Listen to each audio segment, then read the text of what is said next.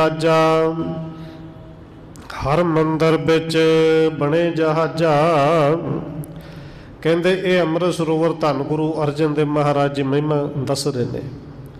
ये अमृत सरोवर उस मान सरोवर एक मान सरोवर कि जिंदे पूरे जहान दे विच बड़ी महिमा है। पर कहते एक इत्थे ये सरोवर है ਜਿਹੜਾ ਮਾਣ ਸਰੋਵਰ ਦੇ ਨਾਲੋਂ ਵੀ ਕਿਤੇ ਵੱਧ ਸਿੱਖਾਂ ਦਾ ਉद्धार ਕਰੇਗਾ। ਸ਼ਰਧਾ ਸਹਿਤ ਕਰੇ ਇਸ਼ਨਾਨ ਪਾਪ ਮਿਟੇ ਪ੍ਰਾਪਤ ਕਲਿਆਣ। ਇਹ ਸਾਰੀ ਸੋਭਾ ਇਹਨਾਂ ਦੋਨਾਂ ਚੌਧਰੀਆਂ ਨੇ ਸੁਣੀ ਹੈ, ਭਾਈ ਢਿੱਲੋਂ ਲਾਲ ਤੇ ਭਾਈ ਲੰਗਾ, ਕਿ ਗੁਰੂ ਸਾਹਿਬ ਨੇ ਬਚਨ ਕਹੇ ਸਨ ਜਿਹੜਾ ਵੀ ਸ਼ਰਧਾ ਧਾਰਨ ਕਰਕੇ ਤੇ ਇਸ਼ਨਾਨ ਕਰੇਗਾ तन की मैल तो दूर होएगी, अंदर की मैल भी दूर होएगी, पाप जन्मां जन्मांतरां दे कट्टे जाणगे। हर मंदिर मह शब्द जो सुन है जन्म जन्म के पापण हन है। इशनान करन दे नाल अंदर की मैल धोती जाएगी। हरमंदर साहिब दे विच बैठ के जिहड़ा कोई शब्द सुनेगा शरधा भावना नाल और सुन के फिर उन्होंने कमाएगा। सतगुरु कहते हैं उन्हों की जन्मां जन्मांतरों के पाप कट्टे जाएंगे। उपजै भगत ज्ञान को पावै आवन जानो जगत मिटावै। और सतगुरु की कृपा करते हैं इत्थे इशनान करन तो बाद शब्द सुनेगा। शब्द भावना नाल जिहड़ा सुनेगा उनके अंदर ही भगती पैदा होएगी, उनके अंदर ज्ञान आवेगा ते भगती ते ज्ञान नाल आवन जानो जगत मिटावे, अपना आना जाना मिटा लवेगा।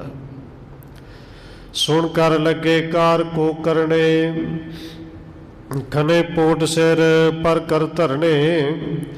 गुरु साहब जी तो ये अमृत सरोवर दी ते अमृत जिहड़ा श्री हरमंदर साहब बन रहा है इनकी महिमा सुन के दोवें भाई ढिल्लों जी ते भाई लंगा जी ये चौधरी ने दोवें ये सेवा दे विच लंघे ने। एक भाई लंगा वो है कि जिहड़ा गुरु साहब की सेवा विच आउंदा सी, लत्त तो लंगड़ा सी, तुरदा सी, इस करके भाई लंगा उनका नाम सी। पर यह भाई लंगा तरन तारण दे नेड़े रहन वाला ये चौधरी है, ये दूजा लंगा है। गुरु साहब तो ये महिमा सुन के ये दोवें सेवा दे विच लगे ने। मिट्टी पुट्टदे ने, टोकरे सिर ते चुकदे ने, क्योंकि आवे जिहड़े ने वो तो लगातार पक ही रहे सन। आविਆਂ का काम चलता सी, कदे इट्टा चुक के लियाउंदे ने श्री हरमंदर साहब की सेवा लई, कदे मिट्टी पुट्टदे ने आविਆਂ ते लै जांदे ने। धन को देन मजूर लगाए दिन प्रत शरदा और अधिकाए, क्योंकि दोवें चौधरी ने, कई पिंडां दे चौधरी ने। इन्हां ने अपने कोलों धन दे के बहुत सारे मजदूर भी लाए ने और आप भी दिन प्रति दिन शरधा के नाल सेवा करते हैं। सुन सुन महिमा देश विदेश संगत सहित मसंत विशेष। कहते जिमें जिमें ये भाई लंगा ते भाई ढिल्लों जी लगे ने, इवें जिमें जिमें होर देशा विदेशों तो सिख सुनते हैं तो विशेष तौर पर फिर दर्शन करने वास्ते आउंदे ने, सेवा करने वास्ते आउंदे ने। संगत सहित मसंद विशेष, विशेष तौर पर जिहड़े मसंद ने, जिहड़े गुरु साहिब जी ने धन गुरु अमरदास साहिब जी के समय तो लैके देशा विदेशों तक दूर तक प्रचार करने वास्ते भेजे सन, वो मसंद विशेष तौर पर संगतां नूं लैके नाल आउंदे ने। महिमा सिखण गुरु सुणावै सुन सुन दासन को मन भावै। गुरु दे सिखां दी महिमा वो मसंद सुणाउंदे ने क्योंकि प्रचारक ने, ते महिमा सुन सुन के अगे सिखां दे सेवकां दे मन दे विच होर ज़्यादा प्रेम पैदा हुंदा है कि कदों समा मिले छेती चलीए अमृतसर जाके पहुँचीए। शब्दन बिखै महात्म कहे करे कार सिख सुता लहै। तो वह मसंद गुरु साहब के शब्दों के राही अमृत सरोवर की ते सेवा की महिमा सिखां नूं कह कह के सुणाउंदे ने, प्रेरित करके अमृतसर वाल लैके आउंदे ने और जिवें दे शब्द गा के जिवें दे शब्दों के अर्थ वो करते हैं। कवि संतोख सिंह ने इत्थे दो पंक्तियां ਧੰਨ ਗੁਰੂ ਅਰਜਨ ਦੇਵ ਮਹਾਰਾਜ ਜੀ ਦੋ ਸ਼ਬਦ ਇੱਥੇ ਦਰਜ ਕੀਤੀਆਂ ਨੇ। ਮਾਝ ਮਹਲਾ ਪੰਜਵਾ। ਉਦਮ ਕਰਤ ਮਨ ਨਿਰਮਲ ਹੋਵਾ, ਹਰ ਮਾਰਗ ਚਲਤ ਭਰਮ ਸਗਲਾ ਖੋਇਆ।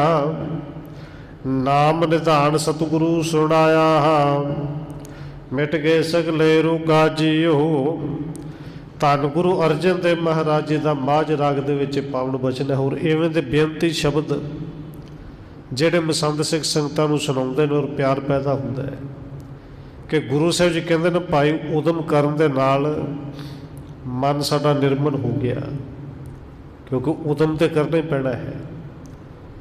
ਕਿਰਪਾ ਗੁਰੂ ਦੀ ਹੈ, ਪਰ ਕਿਰਪਾ ਦਾ ਅਰਥ ਜਿਹੜਾ ਹੈ ਕਈ ਵਾਰੀ ਬੇਨਤੀ ਕੀਤੀ ਸੁਸਤੀ ਨਹੀਂ, ਆਲਸ ਨਹੀਂ ਕਿ ਆਪੇ ਗੁਰੂ ਕਿਰਪਾ ਕਰੇਗਾ ਤੇ ਜਪ ਲਾਂਗੇ, ਗੁਰੂ ਕਿਰਪਾ ਕਰੇਗਾ ਤੇ ਉੱਠ ਜਾਵਾਂਗੇ।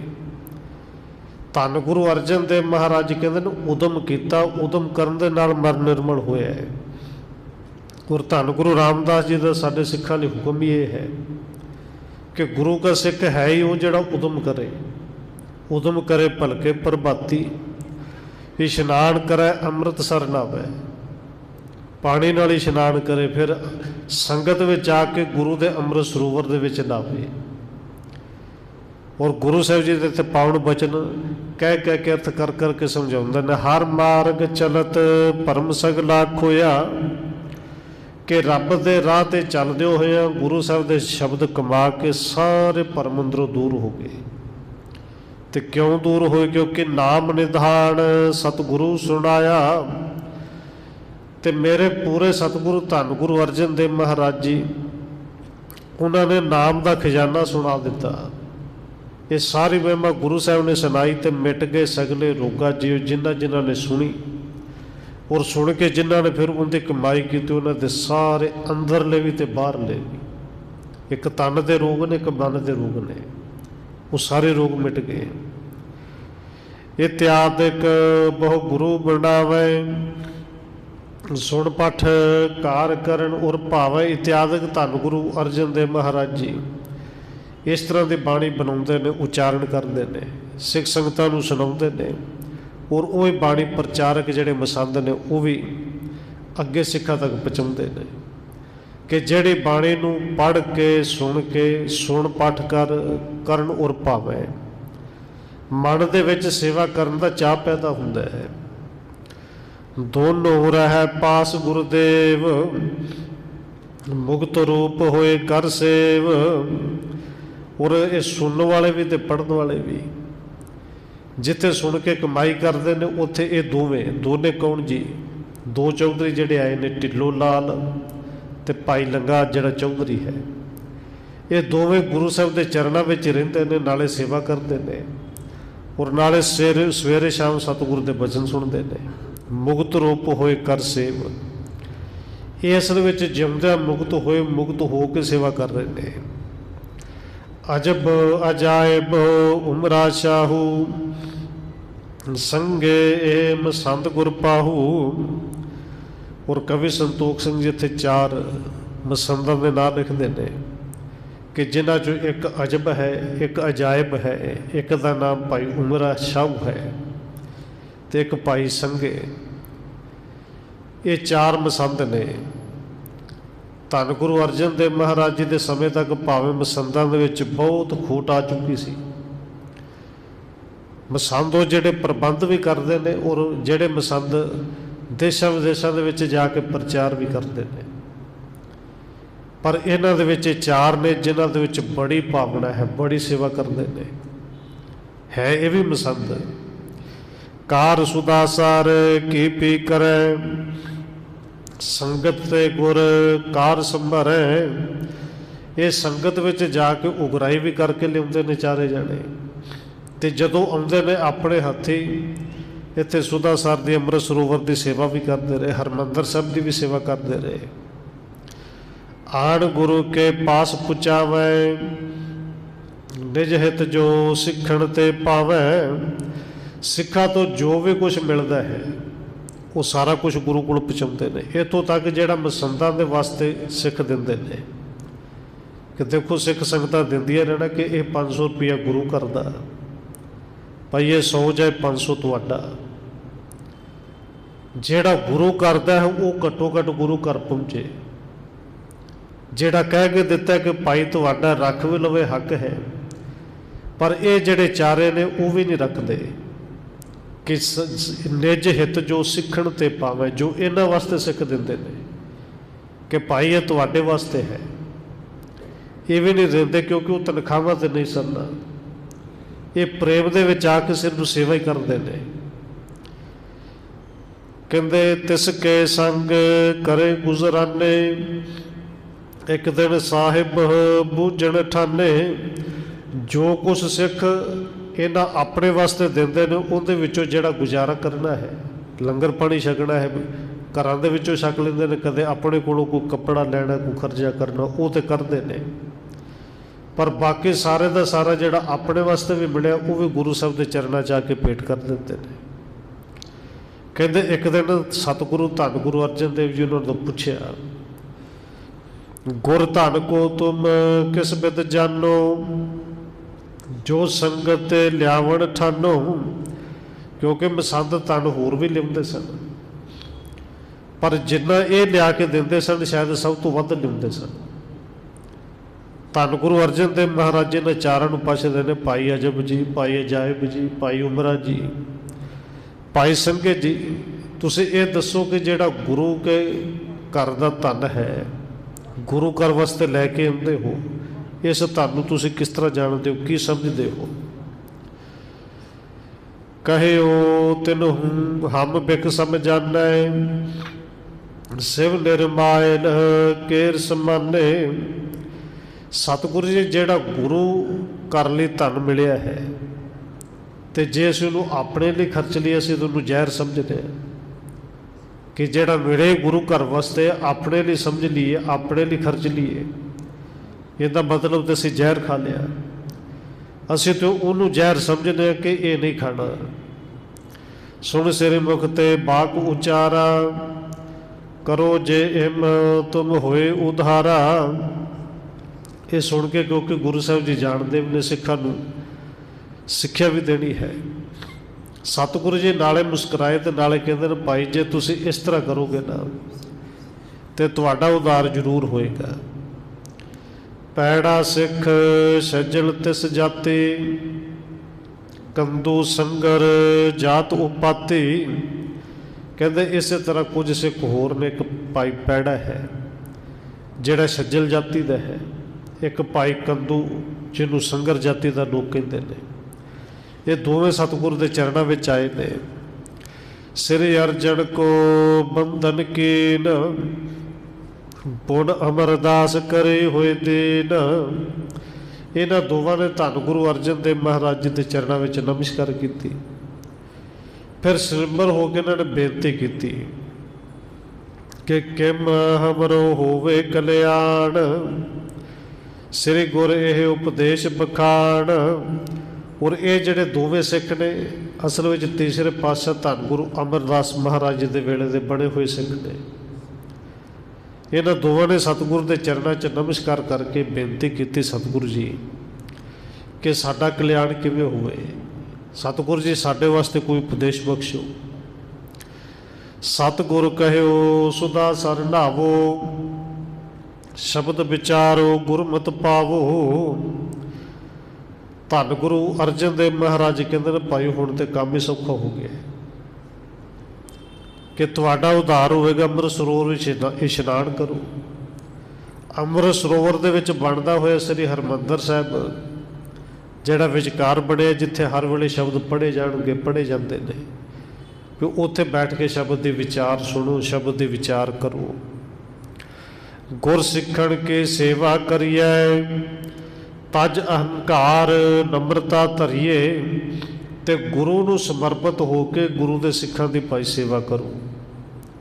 अंदर अहंकार नहीं करना, अंदर निम्रता लैके आनी है। बस इन्ना कर्म कर लो, अहंकार नूं छड्ड के निम्रता लियाओ, गुरु के सिखां की सेवा करो।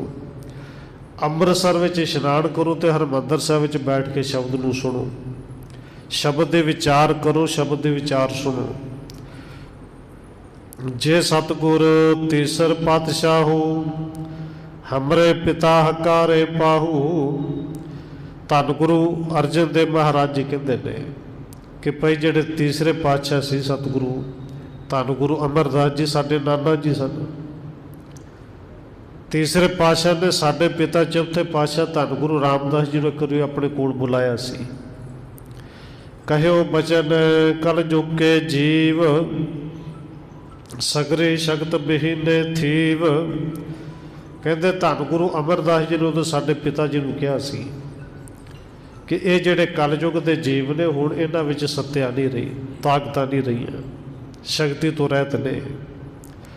एक तो भाई यार जा छोटी हीण पदार्थ बुद्धि मोटी। एक तो मनुख की आरजा जिहड़ी हुण छोटी हो गई तो दूजा घटिया पदार्थां दे विच फस के ये मत इन्हां दी जिहड़ी मोटी हो गई है, पदार्थां दे विच उलझ गए ने। कर न सके सब तीरथ मज्जन बिद सो दान देह नह स्वजन। लोग तीर्थां ते जा जा के टुब्बियां लाउंदे ने, नहाउंदे ने, इशनान करते हैं। 68 तीर्थ हिंदुस्तान च मन्ने गए ने और सारिया थावां ते लोग जा भी नहीं सकते। पुण्य दान करने वाली जिहड़ी रीत सी वो चली गई है। इस कारण ते तीर्थ महा मत्र देश में रचिए यहाँ। कहते धन गुरु अमरदास जी ने बचन कहे सन चौथे पातशाह जी भाई सिखां दा कल्याण करने वास्ते एक महान तीर्थ बनाओ इस पंजाब दे विच, इस अमृतसर दे विच। और अमृतसर उस तीर्थ तो या उस सरोवर तो ही ना पिया है। असल में अमृतसर सरोवर का नाम है। ये गुरु रामदास सच्चे पातशाह जी की नगरी सरोवर के नाम तो प्रसिद्ध हुई। तीन लोक के तीर्थ जोए सबको फल शनानण ते होए। ते ऐसा महान तीर्थ बनेगा कि लोग तो 68 तीर्थों की गल करते हैं, पर धन गुरु अमरदास जी कहते हैं तिन्ना लोगों के विच जिन्ने भी तीर्थ ने लोग मनते हैं वो सारे तीर्थों का फल केवल तो केवल इस अमृत सरोवर में इशनान करके मिल जाएगा। इस तल थे वो बतावो जबै हमरे पिता खनवायो तबै।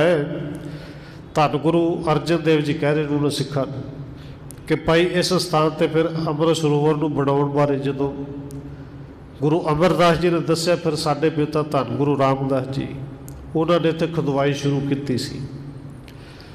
श्री अमृतसर राख्यो नामू चतर पदार्थ को नित धामू।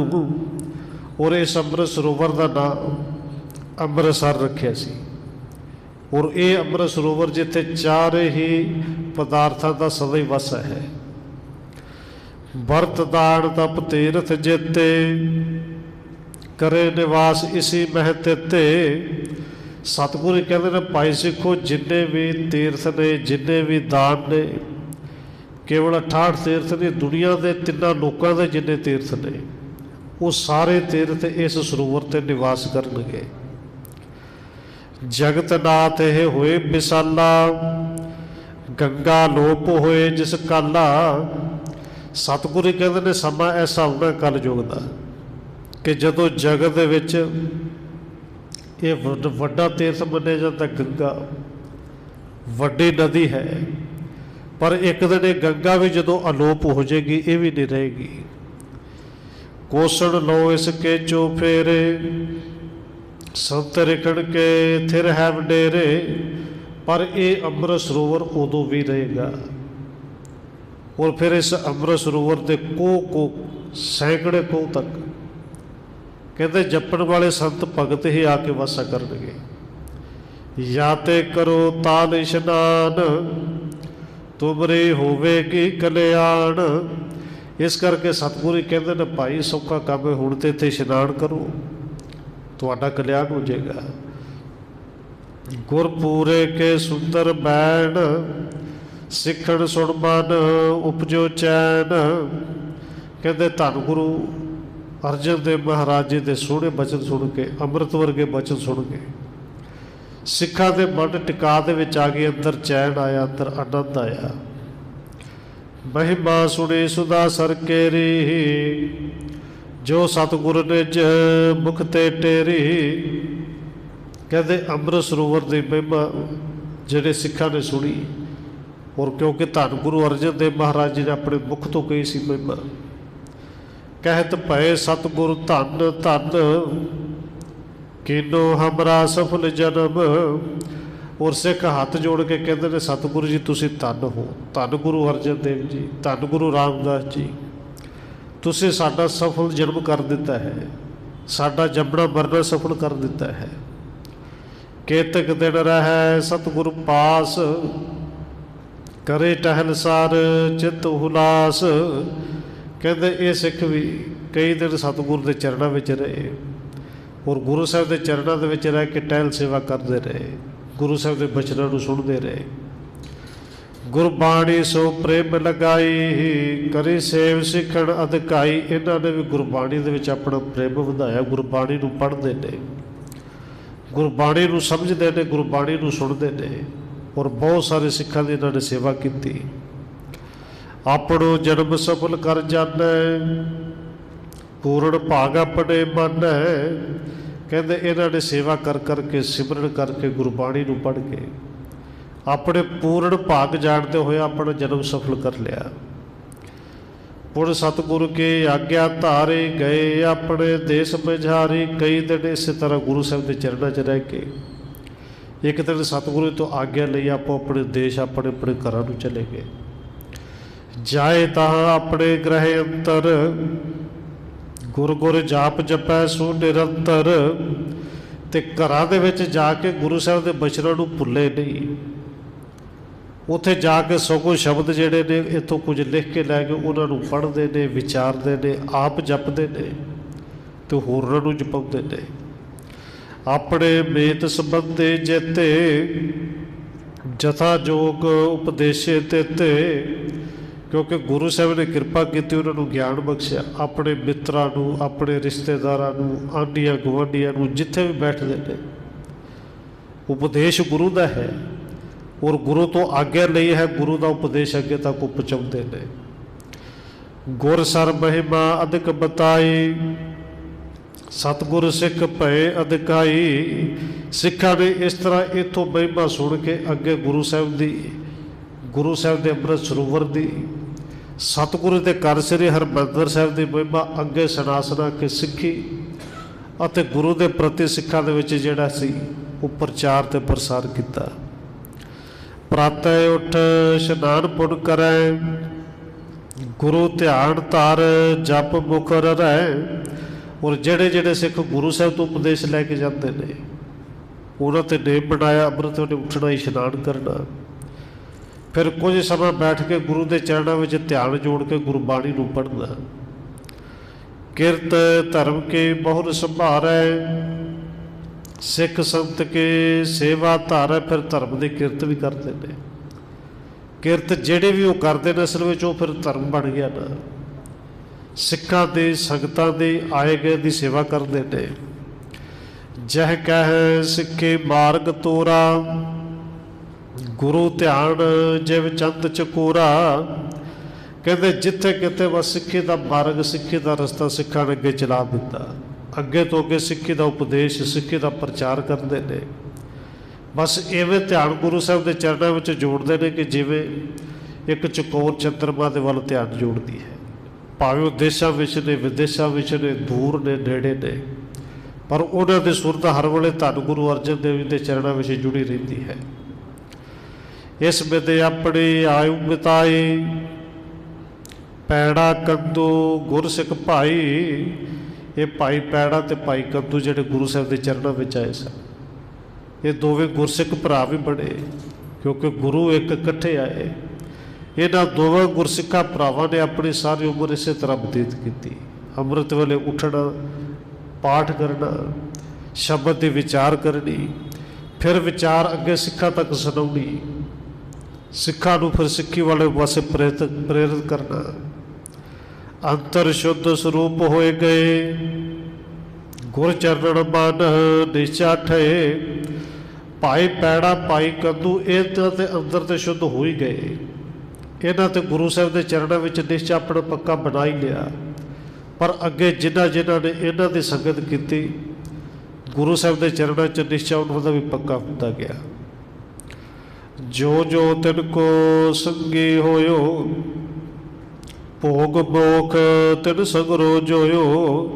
कहते जेड़े जेड़े उन्होंने संगी होए उन्होंने संगत की उन्होंने भोग के मोख दोवें मिले। भोग का अर्थ आप जी समझते हो पदार्थ, मोख का अर्थ है मुक्ति। विकारा वाले पासों मुक्ति मिली, भोगन लई पदार्थ खुले मिले। जिन्हों ने भाई पैड़ा ते भाई कद्दू की संगत की। जो गुर अर्जन शरण सिधारा जगत जलत ते पार उतारा। और जेड़ा भी सिखा के अगे संगत करके सिखा तो गुरु साहब की महिमा सुन के धन गुरु अर्जन देव महाराज जी के चरणों में एक बारी आ गया ना, कहते जगत जलत ते पार उतारा। उन्हों का संसार सागर तो पार उतारा हो गया। गुरु नानक के माहे समाए जन्म मरण के त्रास मिटाई। कहते जिन्होंने भी गुरु साहब के चरणों च एक बारी आके भावना के नाल नमस्कार की वो धन गुरु नानक साहब के नाम के विच समा गए। जन्म मरण के जिहड़ा अंदर डर सी वो मिटा दिता। और भट्ट साहब ने कहते हैं कि जप्यो जिन अर्जन देव गुरु फिर संकट जोड़ गर्भ बनाया। उन्होंने अपना जन्म मरण जिहड़ा सी वो मिटा लिया। इस तरह सतगुरु के चरणों के विच बेनती सिख होंदे ने आके सतगुरु के चरणों के विचों जिथे आप सिक्खी की दात लैके जाते हैं उत्थे जिथे भी जाते हैं सिक्खी का प्रचार ते प्रसार करते जाते हैं। इस तरह कविराज ने यह अध्याय इत्थे खत्म किया है।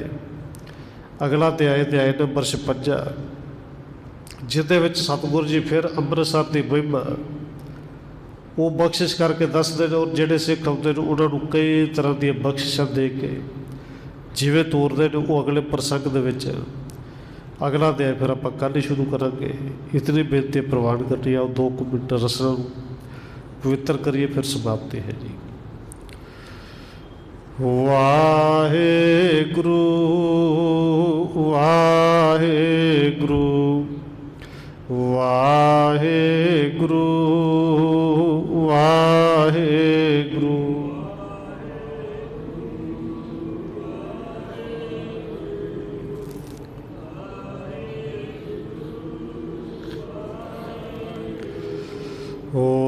वाहेगुरु वाहेगुरु वाहेगुरु वाहेगुरु।